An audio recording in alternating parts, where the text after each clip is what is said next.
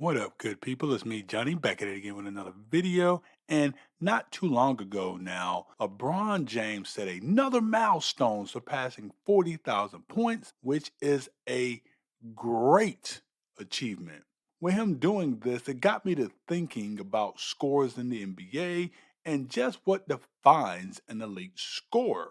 Everyone has their own idea about who or what fits, the billing here. So today, I'm going to make my case for just what makes an elite scorer in the NBA. But before I dive into this, if you're enjoying this video and just, content you get from me in general, please like the video, subscribe to the page, and hit that noti bell so that way anytime a new video comes out, you will be alerted. Also, if you want additional content from me over a wide range of topics, check out my podcast that can be found anywhere podcasts are played nowadays by searching for the same name as the YouTube page. But without further ado, let me get into this. So, off the top, for anyone that came hoping that this would be a giant LeBron James crapping on video, that's not the video's intent. However, I do realize that I will still get people telling me in the comments that I'm hating, but I get that that's the name of the game in the internet when you post videos. But in any case, my goal today is to define what I believe is an elite scorer, and I just am using LeBron James as a thought experiment here.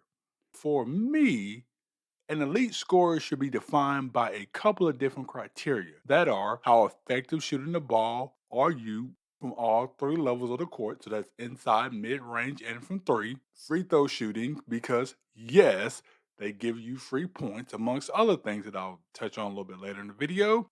How many high point games did you have throughout your career? 40, 50, 60 point games for an example, and then scoring titles, one, and then lastly, points per game. I think is a pretty good indicator there. I'm sure you all noticed that I left off total points, which in my opinion doesn't tell me just how great of a scorer that person was or is. For example, Karl Malone is third all time in total points, and MJ is ranked fifth. There isn't a basketball person or fan alive that will say that Karl Malone is better than Michael Jordan in scoring. Here's another example, and I actually like both of these players, and you may not even heard of this guy, but Alex English is ranked 22nd on the all-time list, and Larry Bird is all the way down in the 39th spot at the time of this recording. Again, ain't nobody gonna make the case that he's a better scorer than Larry Bird, even though again, I do like Alex English. Shout out to him. I'm sure you all get the point by now. But first, let's talk about points per game average. So when looking at the top 10, LeBron currently sits at seventh place with 27.1 points per game, right ahead of the logo Jerry West. Now, when you look at this, one might think, well, with LeBron ranking in the top 10 in points averaged, he has got to be at least a top 10 scorer, right? Maybe. But if we took that as face value, Trey Young would be a better scorer than, let's say, Kobe Bean Bryant, which in my opinion isn't even an argument. No offense to Trey Young. Seven is impressive though, but let's look at another layer to this. Next, let's take a look at free throw shooting percentage. For me, this one speaks to how good of a shooter you are since it has everything to do with your shooting mechanics and your repetition. LeBron, all time, currently ranks at 532nd with a 73.5 average all time. Yes, that sounds bad, right? But let's look just a little layer deeper. When you look at, the league average by decade, since LeBron's been in the league for so long, for free throw shooting, since LeBron, came into the league way back in 2003, 2004, in the 2000s, the league average was 75.4, and LeBron during that time averaged about 74.2. During the 2010s, the league average was 76, and LeBron sat at a 72.37%. And then during this latest decade, the league average was 77.8%, and LeBron is currently at 74%. Not once has he actually been at or above league average for this metric. Now, this one stat doesn't define right what a great score is, but it is a factor since scores normally are great to good or good to great shooters. Well, if you're a perimeter player anyway, there are some bigs who can't shoot. But anyway, speaking of shooting though, let's take a look at field goal percentage. So I will say off the top, I really don't like this stat when you take it at face value. Because if you do, people could be out here thinking that DeAndre Jordan is a good shooter and scorer since he has the highest field goal percentage all time in the NBA. And everybody and they mama know that he is far from a great shooter or even a good shooter or scorer for that matter. LeBron, however, sits at a 50.5% in this stat. That said, the stat can be useful though when you break it down in three parts: inside scoring, mid range, and from three. So from 5 feet and in to the basket or inside the paint, LeBron shoots an eye popping 71% from the floor in his career. Outstanding. Now, when you look at mid range shooting, I would say between 6 to 19 feet, it drops ever so slightly to 38.4% from the floor. And then from three, he sits at 34.7%. So this means that of the 27.1 points per game that he averages, most of his points were made from within 5 feet of the basket.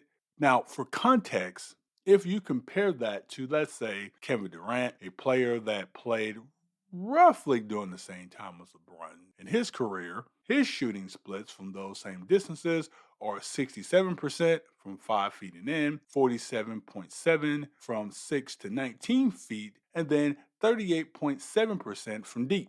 In my opinion, the better you shoot, the more likely it is for you to actually be an elite scorer. Not always, but it certainly helps. Now, should an elite scorer be able to score more from further out? I'll let you guys be the judge of that and tell me in the comments. But lastly, though, but certainly not least, let's talk about high point total games and let's see where LeBron ranks in those. When looking at 40, 50, and 60-point games, LeBron does not even rank in the top five for any such games. For me to call someone an elite scorer, you have to have the ability to show that you can have these games, more often than not, especially if you average shooting more than 16 shots per game. I mean, good lord, look at Wilt Chamberlain with the 60s. I think if you add all those top five together, they still don't even get close to Wilt's number. Jesus, Wilt was a monster. Anyway, back on track though. Matter of fact, let's take a look though back at those top 10 scorers by average again. And as you can see, when we look at them from shot attempts, they average a healthy amount of them. When you look at scoring titles won by each, player in the top 10, some of them have multiple scoring titles. Some have, none, like Luca, for example. Shout out to Luca already ranking as high as he does. But I'm pretty sure he'll probably get one this year because he's leading the league by like 3 points per game in average. So he's probably going to get a scoring title and hit the board on this. But most of them have either multiple or at least have one scoring title. And for me, in my opinion, the more scoring titles you have, depending on the era you played, kind of dictates the type of scorer that you are. Oh, also, can we stop saying, by the way, that LeBron is a pass first guy considering he averages more shots taken than someone like KD? Because the data doesn't support that LeBron's a pass first player. He's a scorer who can pass. Think we can all agree on that.